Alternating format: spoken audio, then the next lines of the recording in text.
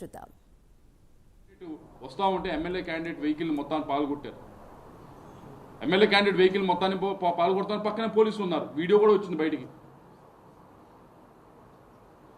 అలాగే నేను దొండపాడు వెళ్ళాను. దొండపాడు వెళ్తే పక్కనే సీఏ ఉన్నారు, ఆ పక్కనే కానిస్టేబుల్ చేతి దగ్గర నుంచి లాఠీ తీసుకొని నా కాన్వాయ్ వెహికల్స్ పాల్గొడతా ఉన్నారు.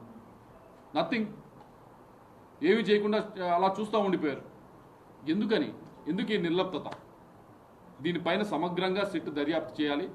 దర్యాప్తు చేసి అన్ని నిజాలన్నీ బయట పెట్టాలి. అలాగే ఈసారి ఎలక్షన్ ఎంత హై పర్సంటేజ్ 86%, 85-86% టర్న్అవుట్ అయింది అంటే పల్నాడు ప్రజలందరికీ కూడా వారందరికీ కూడా మా అందరి తరఫున ధన్యవాదాలు తెలియజేసుకుంటూ, ఇంత డిస్టర్బెన్స్ ఉన్నా కానీ ఇంత బాగా వచ్చి ఓటింగ్ వేశారు.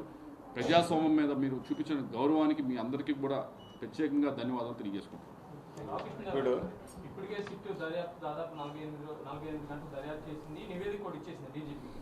మరోసారి మీరు సిట్ మీద దర్యాప్తు చేయించాలని డీజీపీ కోరే అవకాశం ఉందా?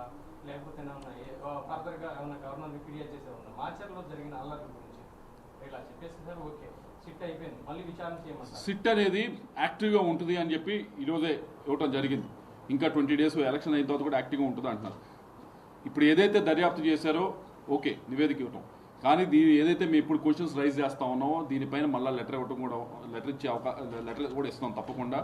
వీటిపైన కూడా ఆఫీసర్స్ ఏమైనా ఇన్వాల్వ్ అయ్యారా, మా వైపు నుంచి మేమేమన్నా ఇన్ఫ్లుయెన్స్ చేసామా, మేము అవతల పార్టీ వైపు నుంచి ఉన్న నాయకులు కానీ ఇన్ఫ్లుయెన్స్ చేశారా అనేది దయచేసి దాంట్లోకి లోతుల్లోకి వెళ్ళి తీయాలి, నిజాలు బయటికి తీయాలని చెప్పి కోరుతాం.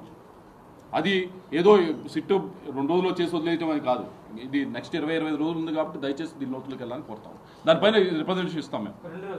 మాట్లాడుతూ ప్రధాన కారణం ఎంపీ శిక్షణ జరగాలి, అలాగే బ్రహ్మారెడ్డి గారు మొత్తం ఈ గొడవ కారణము అనేటువంటి మీ ఇద్దరి మీద మీరు అలిగేషన్ చేశారు అన్న. ఎవరి మీద అలిగేషన్ చేసుకున్నా చేసుకోవచ్చు, కానీ నేను ఇంత ఛాలెంజ్ చేస్తాను, ఆయన ఛాలెంజ్ చేస్తాను.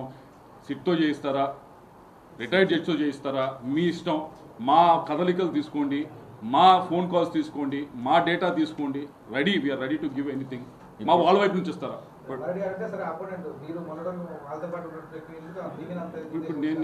ఇప్పుడు నేను కూడా అపోనెంటే కదా. ఇప్పుడు నేను అపోనెంటే కదా. సిట్ దర్యాప్తు ఇప్పటికే చేసేసింది, పూర్తయింది. మరోసారి సిట్ మరి దర్యాప్తు కోరుతున్నారు, ప్రాథమికంగా ఆధారాలు కూడా సేకరించాలి అని చెప్పి. మరి అంటే సిట్ మీద మీకు అనుమానం ఉందంటారా, లేకపోతే ఎలా భావించాలి అంటారు? లోతుగా దర్యాప్తు చేయలేదంటారా? ఈ 2 విషయాలు ఏదై ఉంటుంది. సిట్ని నియమించిన అధికారులు ఎవరు? ఇదే చీఫ్ సెక్రటరీ కదా. నేనైతే నా పర్సనల్ ఒపీనియన్, ఈ సిట్లో కూడా ఏం న్యాయం జరుగుద్ది?